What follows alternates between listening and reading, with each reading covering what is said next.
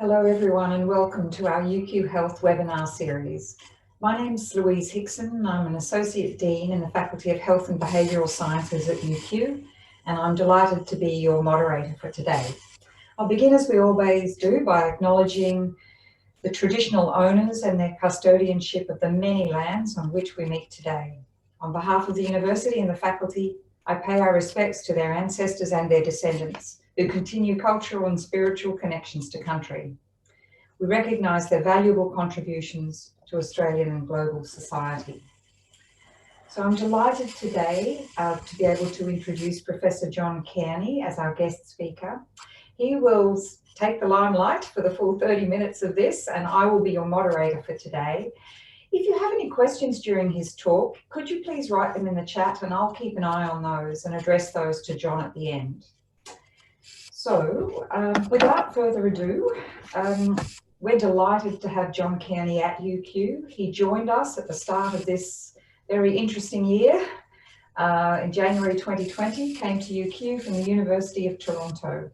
He's a world-renowned expert on exercise medicine, and it has been fantastic to have his expertise at UQ, and this is an excellent opportunity for him to share his thoughts with you all. So I'll hand over to John now. Thanks very much, Louise. And it's great to be here this afternoon and have an opportunity to speak to you all. I'm going to turn off my video in just a moment so that you can concentrate on the slides. Plus, I've been told that I have a better face for radio than for TV. So I won't try to distract you with me looking at slides and perhaps moving my arms and gesticulating. So I'll have you just look at the slides. So I'll turn off the video now, if I can. There we go. And we can begin. I just really wanted to, again, acknowledge and thank Louise and others who've been involved in organizing this. This is a version of a talk that I've given previously. I was asked to give a talk on a similar topic to an organization called Sport for Life, and we did a webinar very, very similar to this. And one of the things that people were interested in was how we might think about innovations that could potentially occur as a result of what we've all been experiencing now for the better part of 2020, and that's the significant disruption that COVID-19 has placed on virtually all segments of our society, and certainly education and healthcare have been profoundly affected by this pandemic. And it was really in the spirit of thinking about how significant challenges, while they can be quite devastating in terms of their impact, can also lead to innovations and change the way that we do things, perhaps in ways that might be positive and might actually be beneficial for the future. And so when I was searching around for some quotes, although I must confess I felt a little uncomfortable quoting Dale Carnegie, but I did like the quote that most of the important things in the world have been accomplished by people who've kept on trying when there seemed to be no hope at all. I thought was an apt quote, along with this one, which is by William Pollard, who said, "Learning and innovation go hand in hand. The arrogance of success is to think that what you did yesterday will be sufficient for tomorrow."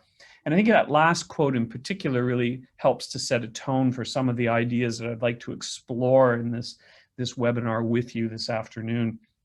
What might we learn from all of this, and what innovations, those that have been thrust and forced upon us, what ones might we continue to engage in long after this pandemic leaves us?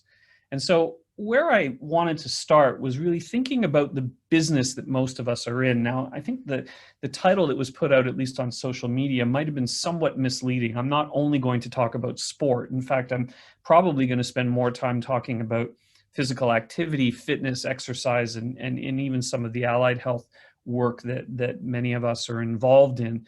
But one of the things that we share, regardless of whether it's sport, education, health promotion, medicine, allied health, is that we all work with people. We all work with people, and often we work for people. We're in what's called a human relations industry. And most of us in 2020 2020 and into the future will have been for some time using digital technologies as part of our everyday work to stay connected with our clients, our stakeholders, and our colleagues. What I want you to think about, and what I want to challenge perhaps in this webinar, is to think about the assumptions that we have about the work that we do with others, our human relation work, and that interface with digital technology. Do we see it as essential? Probably most of us do. We can't imagine a world without smartphones and email. But do we see it as a necessary evil? Is it something that we've had to tolerate, that creates opportunities for us perhaps, but also can be at times perhaps annoying or even intrusive? The example I gave there is answering email at all hours of the day. One of the things that I hear frequently is this connectivity that we have has led to a longer workday and actually a difficulty with disengaging from our work and separating our work from our personal lives. What do you think about that digital technology interface with the human relations work? Do you see it as a benefit? Do you see it as positive? And I'm framing it as though we're a binary, a black and white, and I think it's probably a lot more complicated than that, obviously. But I think until we get to the heart of those assumptions, until we think about them, interrogate those assumptions, it's going to be difficult for us to be in a place where we might want to think about potential innovations that could arise from what is arguably now and likely one into the future, our dependency on these digital technologies. And the question that I think is of utmost importance to those of us that work in this area is, what do we really think ultimately the best form of engagement with people is? Is it only face-to-face? Is that the paradigm? Is that the best way in which we can engage with others? Or does the digital space offer us something that is, if not better, at least complementary or in a blended form along with face-to-face, can offer us opportunities to do things that we otherwise wouldn't be able to do? And what I'm really curious about is where people fall along that continuum and their awareness of their own assumptions and a willingness to engage in a kind of interrogation of those assumptions as we move forward and think creatively about what we've had to do over the past few months and how we might respond into the future. So with regard to the specific industries that are closest to the work that I do, which is sport and exercise and physical activity, there have been a number of reports that have come out since the onset of the pandemic that have tried to look at the economic, social, and health impacts of COVID-19. This is an example of one. The United Nations Department of Economic and Social Affairs put out a report on sport, physical activity, and well-being, and what's happened in this particular era of COVID-19. And what I thought was really rather interesting is that if we actually look at the global revenues that's generated by the sport industry, and perhaps this won't be a surprise to some of you online, sport retail and the infrastructure that goes around sporting-based activities like food and beverage concessions are by far and away the drivers of most of the revenue that's generated. The actual amount in pro sport is a little under a quarter of the total expenditure. And I was also quite surprised by the presence of clubs and gym fees. And even though it's the smallest number, it's still a substantial number. And the industry as a whole globally is substantive. And these are just American figures alone. The value of the sports industry is estimated at around $756 billion annually. So we're talking about a very, very large sector of the economy, and one that has been really very, very hard hit by the pandemic itself. And what about Australia in particular, and the kinds of things that we might pay attention to? Well, actually, our fitness industry in this country is also substantial. So here's another example of a report, a fairly recent report that's come out about the impact to that industry, just published this past April in 2020. When you look at when you contextualize it, the fitness industry contributes about $3 billion a year to the overall economy. It employs 35,000 people across 6,300 businesses. And it's about $8.5 billion per annum that we spend as Australians on fitness, including things like gym memberships and and personal training. So like those global figures, and it's probably not a surprise to anyone who lives here, the fitness industry is a really, really important and substantial part of the overall economy. And tragically, there's been very, very quite devastating hits to that industry as a result of COVID-19. So this particular survey of fitness and exercise professionals, at the time of the survey, around 81% had lost their job or their main source of income. 71% hadn't had a client since March 23rd. And again, remember, this is April data, so we're still waiting on data for over the last few months. This is the most recent that we have. 43% of respondents had lost more than 61% of their income. Less than 10% of clients had transitioned to virtual platforms or one-on-one training. And I think that last bullet point is particularly poignant in this context, because if we go back and again think about how much of a dependency our industry has on face-to-face or one-on-one face-to-face kinds of engagements, it's little surprise that we see such a devastating impact when other industries like education, for example, were relatively successful at transferring to a virtual platform. In this particular space, we really weren't ready for it. And here's just some more data on multi-level services and boutique businesses, and really it paints a very, very similar picture of significant loss, not only of employment, but substantial loss of income itself. Okay, so when we think about digital space and engagement with people, I like to think about it in the following modes. So at one level, we might be talking about telehealth, which is again something that this university and our faculty, in particular, School of Rehabilitation, Health and Rehabilitation Sciences, have done really, really well in. And that's a sort of virtual engagement with a healthcare professional. Could be over the phone, could be on computer as well. Video conferencing, which is kind of what we're doing right now.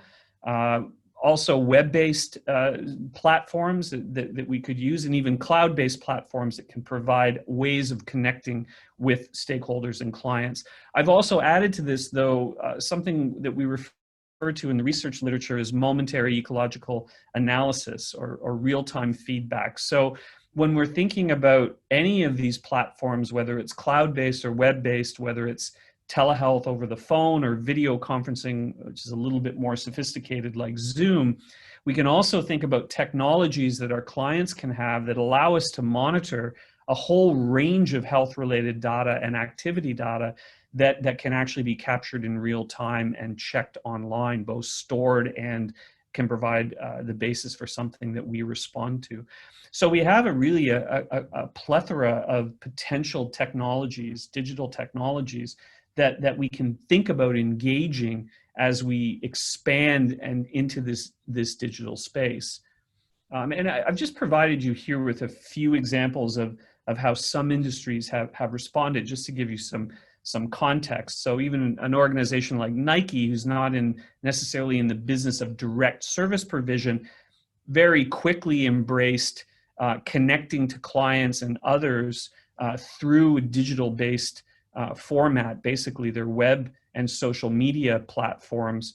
And they started a program called Challenges, where they actually engaged elite athletes who would set up different challenges. So in this case, this is an ice hockey player named Alex Ovechkin, who did lateral burnouts, which is almost like a skating action. You can see he's holding a hockey stick there. How many he could do in a certain time frame, and his best was 91 reps. And then so they posted this online, and then people could go on and try to beat or get as close to the level as Alex did, as a kind of challenge to keep people motivated, to keep them active. So this would be an example of a very, very simple kind of engagement that's web and social media based, that draws on celebrity power to get people in and encourage them to engage with the site and think about some basic kinds of physical activity and exercise that people could potentially engage in and share with others. Then we could move to something much, much more sophisticated like Peloton, who really, I think, probably in the fitness industry have done this as good, if not better, than anybody. So Peloton, if you're not familiar with it, is an exercise bike that has a very, very nice computer-based interface on the bike that allows people to access the Peloton web portal, which then gives them access to both real-time classes and also activities and classes that have been video archived. So you can sit in your home and exercise on your bike, but be connected to people all over the world and be connected to trainers in real time who are doing fitness-based spin classes, for example, as one option. And so this is an example of where we have both a web-based portal where you can have video conferencing with professionals who are delivering programs, but you can also, through the bike and the technology that comes with it, have a bit of that ecological momentary analysis. So I can, as a fitness instructor, if I was on the Peloton system, I could see how you were doing. I might even be able to, I could monitor your heart rate and I could see how hard you're working. I get a visual image of you, but I also get biometric data that's coming through the system. So to me, when we begin to think about how we might incorporate more opportunity for engagement with clients in the digital space, I think Peloton and other similar organizations are really interesting models to begin to think about how we can do things differently. But let's go back to some of those challenges and think a little bit about assumptions that maybe you have, maybe you don't. Maybe you're much more open to this space than I was when I was first forced to incorporate more digital work into my day-to-day life. But again, I think if we think specifically in physical activity and health and sport, the kinds of things that we might be concerned about are, safety. Can we really do this in a way when we're not physically proximal to our clients? Are we be concerned about their well-being? Are clients really getting a great experience, or are they getting a compromised experience? Are they getting a second-class experience? Yeah, we're doing this because we have to and we don't want to lose them entirely, but maybe we're coming into this with a preconceived notion already that it's not as good as face-to-face. And the challenge, I think, there is if we really believe that, that's going to affect everything that we do, and it's going to affect the services that we design and that we provide. And I think that's one of the reasons why we have to be aware of these assumptions and challenge them a bit. Do we see it as a temporary fix, or do we see it as something that we might endure? And is our ultimate assumption face-to-face is preferable? So let's look at those assumptions a little bit and see, if we can see examples where we might challenge that a bit. So under safety, I actually did a bit of a search here. This is by no means a systematic review, but I was curious about, what is happening in the digital provision space around health promotion and exercise medicine in particular. And are there examples of things that we might actually be even a little bit surprised at when we think about safety issues?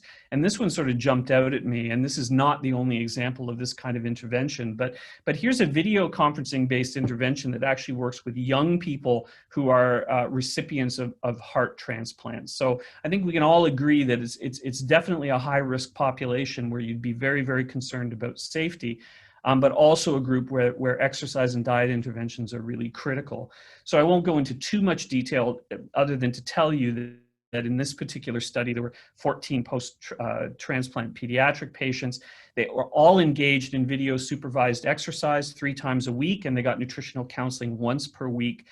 One session was live. That just means live online. So it was all online, but there was one live session in real time, if you want to think about it that way, and then 2 unsupervised sessions that occurred in a digital space. When you look at the compliance, both with the in terms of attendance for both phases of the counseling, it's quite impressive. And what's actually equally impressive was how many of them stuck with the program after the study was over, greater than 90% for both the exercise and the nutrition program. So at least in terms of their participation, we can say that there was some positive response to this kind of modality to deliver this program. And from an outcomes perspective, the program seemed to have a positive effect. There was a weight reduction, a decrease in BMI, physical fitness, cardiorespiratory fitness in particular increased. They measured endothelial function, and that was improved after the intervention. And there was a decrease of consumption of saturated fats and excellent adherence to the program. So here's a high-risk group using a digital platform for the delivery of a program that actually shows quite impressive outcomes at both the patient level and in terms of the intervention itself.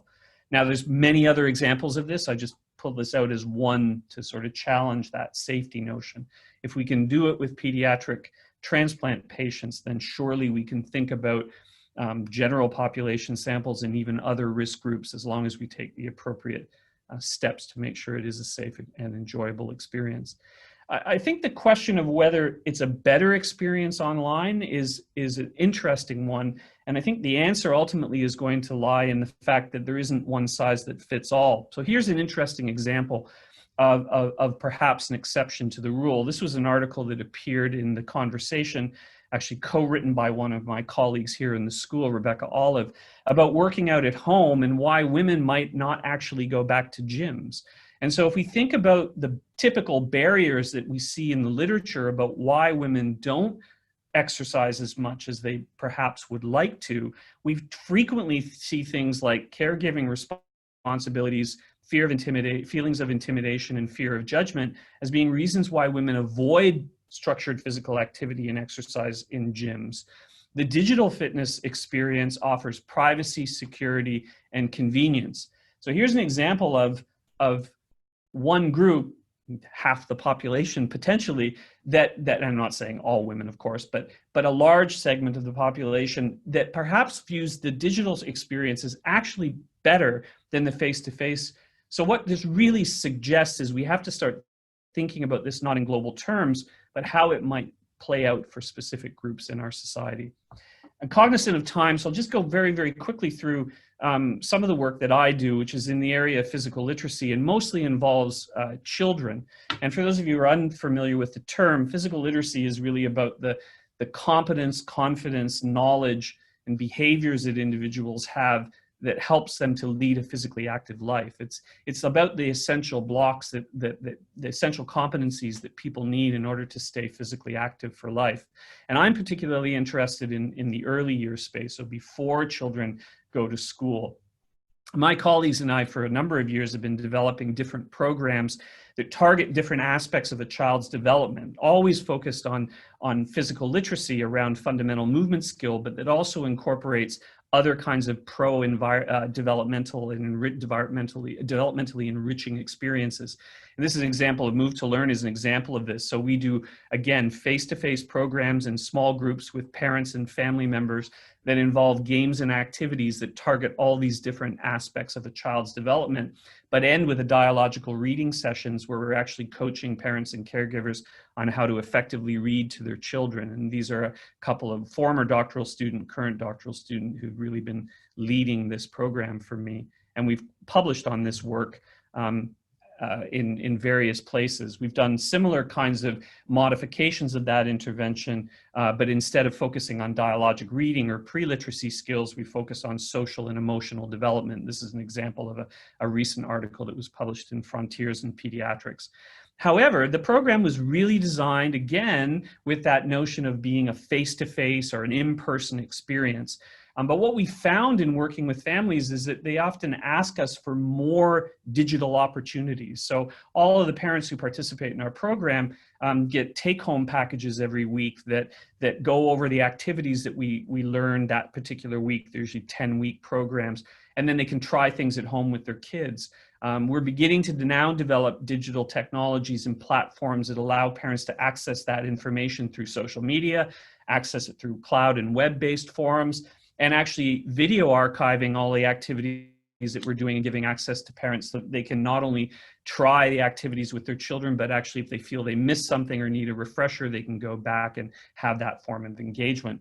I personally think both of these programs could actually be delivered entirely online, especially if we were able to incorporate some of that ecological momentary analysis technology that would allow us to, for example, evaluate a child's motor progression by biometric data like accelerometry or other kinds of technology that would allow us to track their progress.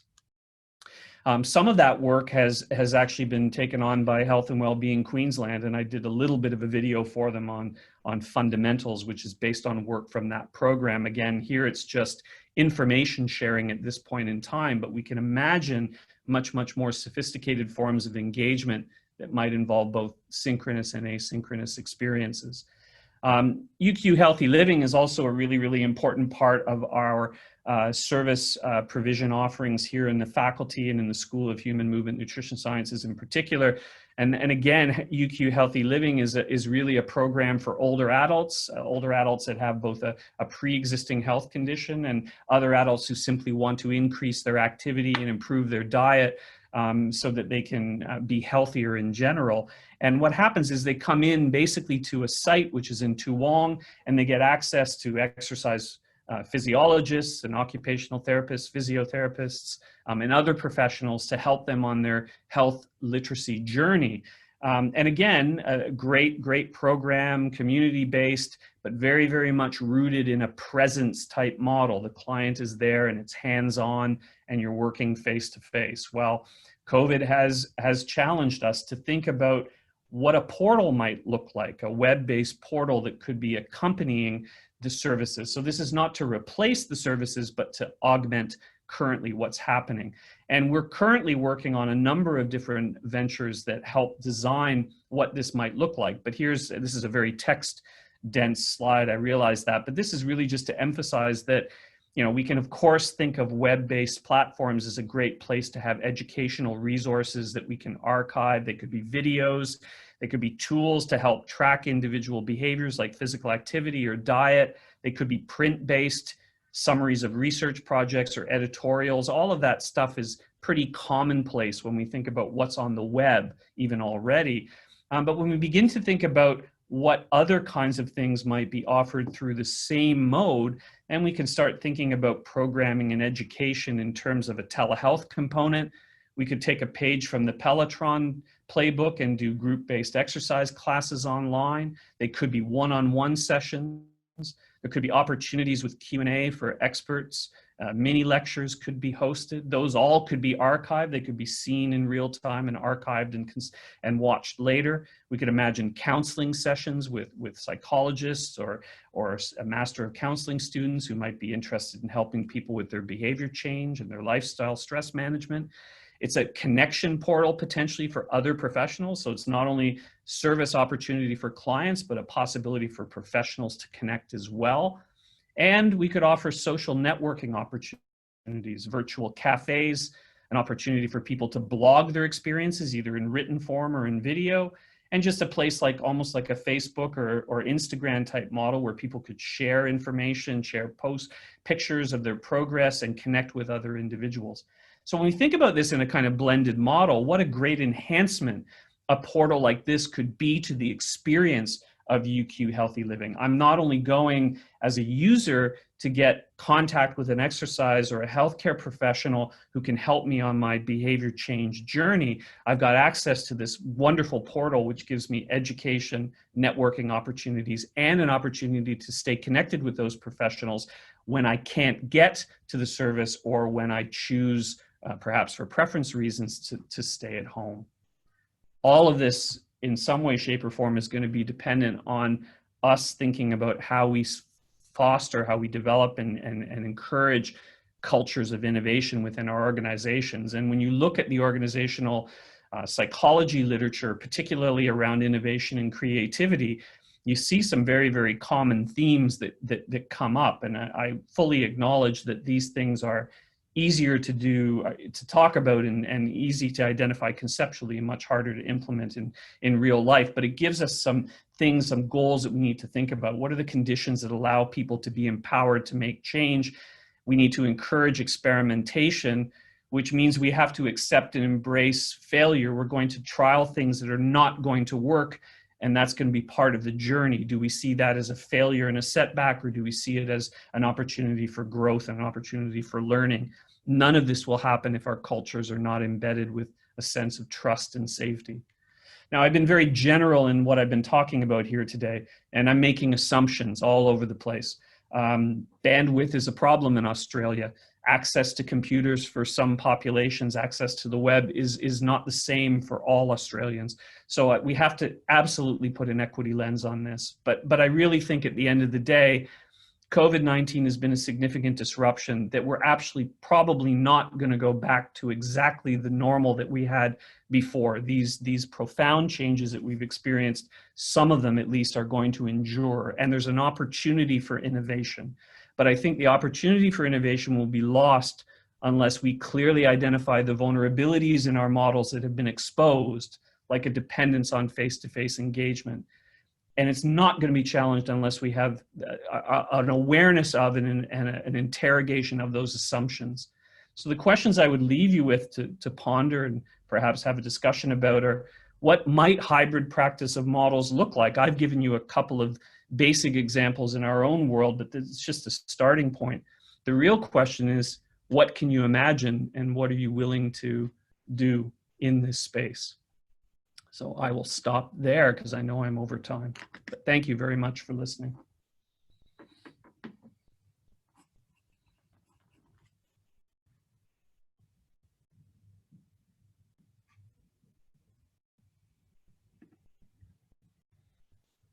You're on mute.